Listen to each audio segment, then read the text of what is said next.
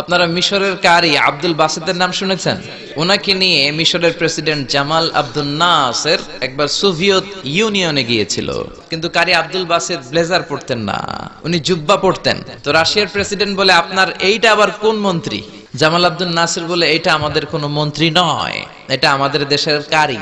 আমাদের যে পবিত্র ধর্মগ্রন্থ আছে আল কোরআন আল করিম, এই আল কোরআন আল কারীম উনি চমৎকার করে আবৃত্তি করতে পারে, আর আমরা সেটা শুনি, আমাদের হৃদয় ঠান্ডা হয়ে যায়। তো রাশিয়ার প্রেসিডেন্ট বলে, আজকে রাতে তো আমাদের একটা পার্টি আছে, নাইট পার্টি, এই বেলি ড্যান্স আমরা দেখবার, হুইস্কি খাবো, অ্যালকোহল খাবো, মদ খাবো। কারে আব্দুল বাসিত ইবনে আব্দুস সামাদ রাজি হলো। উনি গেলেন, উনি চোখ বন্ধ করে ওনার গলায় যত সুর আল্লাহ দিয়েছে, যত সুরের ঝংকার তিনি পেয়েছেন, সব উজাড় করে উনি তেলাওয়াত শুরু করলেন। যতক্ষণ তেলাওয়াত চলেছে কেউ মদ খায় নাই, তাকিয়ে রইলেন, মন্ত্রমুগ্ধ হয়ে শুনলেন, আর সকলের চোখ দিয়ে দার দার করে পানি ঝরতে শুরু করলো।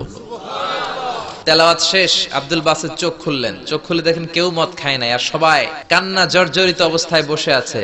মিশরের প্রেসিডেন্ট কমিউনিস্ট লিডারদেরকে জিজ্ঞেস করলেন, এই যে আমাদের আবৃত্তিকার ও কোরআন থেকে আবৃত্তি করেছে, আপনারা কি এর অর্থ বুঝেছেন? তারা বলে, না বুঝি নাই। কোনো মানে বুঝেছেন? না বুঝি নাই। তো কেঁদেছেন কেন?